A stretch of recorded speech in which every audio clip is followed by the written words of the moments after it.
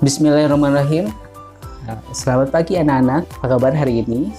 Baik ya, mudah-mudahan anak-anak dalam keadaan sehat walafiat di rumah masing-masing.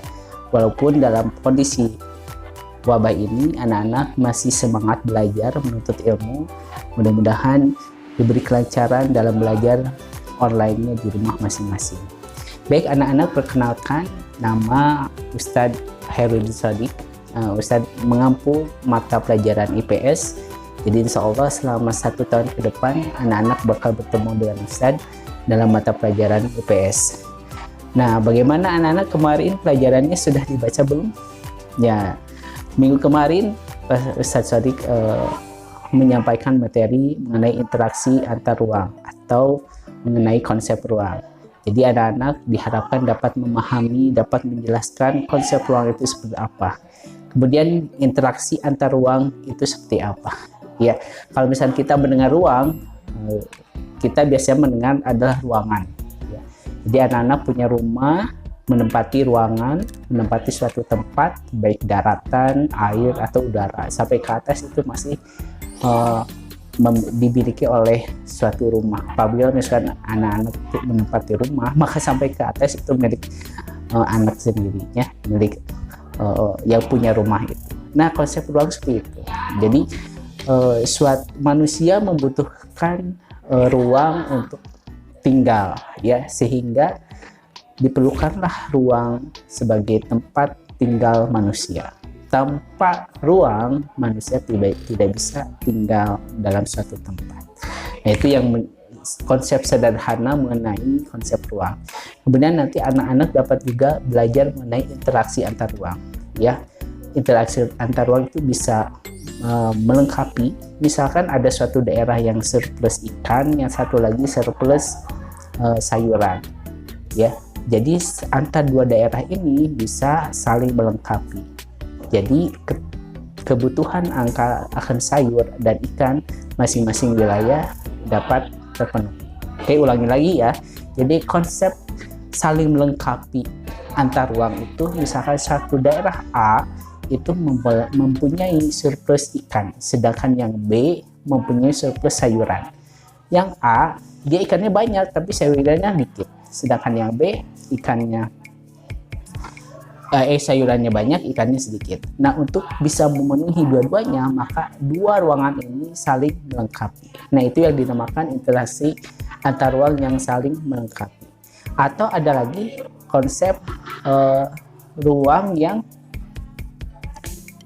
adanya kemudahan, ya, kemudahan misalkan, nah, kesempatan antara atau intervening opportunity, ya. Jadi apabila ada 3 ruang, 3 wilayah, ya, kemudian yang satu wilayah itu dia mempunyai surplus sayuran tapi minus ikan. Kemudian yang wilayah B dia surplus ikan minus sayuran.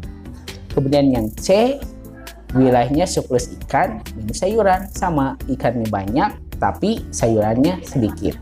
Nah, yang B dan C ini memiliki kelebihan produksi yang sama, yaitu surplus ikan.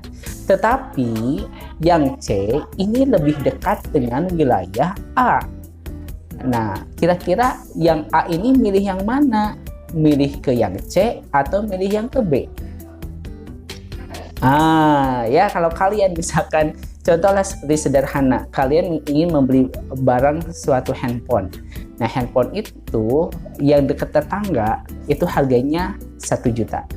Sedangkan yang di seberang jalan itu harganya 1,5 juta.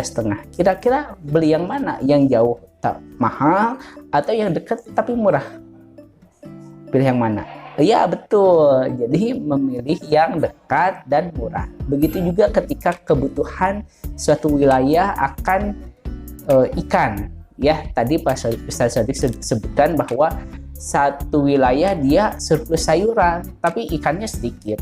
Sedangkan yang B dan C itu dia surplus ikan minus sayuran. Tapi yang C dia lebih dekat, sedangkan yang B lebih jauh. Akhirnya wilayah A lebih memilih untuk membeli ikan ke wilayah C. Nah, itu yang dinamakan dengan kesempatan antara atau intervening opportunity.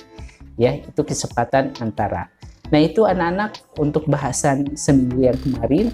Nah, mudah-mudahan ini dapat mempermudah memahami konsep interaksi antar ruang atau konsep ruang itu sendiri. Ya, tadi saya sudah sebutkan ruang itu apa, kemudian interaksi antar ruang itu seperti apa contohnya. Nah, ini bisa diterapkan dalam kehidupan sehari-hari. Dan Ustaz Sodik sampaikan kembali bahwa ilmu pengetahuan sosial itu ada di kehidupan sehari-hari. Kita bisa lihat, kita bisa praktekkan. Jadi Pak Sodik yakin ke depan dalam memahami atau mempelajari ilmu pengetahuan sosial, anak-anak bisa lebih memahami karena ada dalam kehidupan sehari-hari.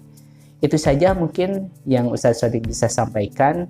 Mudah-mudahan anak-anak bisa memahami. Apabila ada yang kurang dimengerti atau yang ingin ditanyakan atau ada yang ingin didiskusikan, boleh nanti japri ke Pak Sodik ya dengan meminta nomor WA-nya ke wali kelas masing-masing. Sampai di sini dulu anak-anak. Sampai ketemu minggu depan.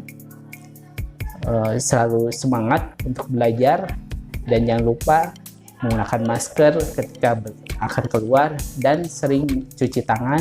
Juga apabila tidak ada air maka menggunakan hand sanitizer. Itu saja mungkin yang saya bisa sampaikan. Sampai ketemu minggu depan. Wassalamualaikum warahmatullahi wabarakatuh.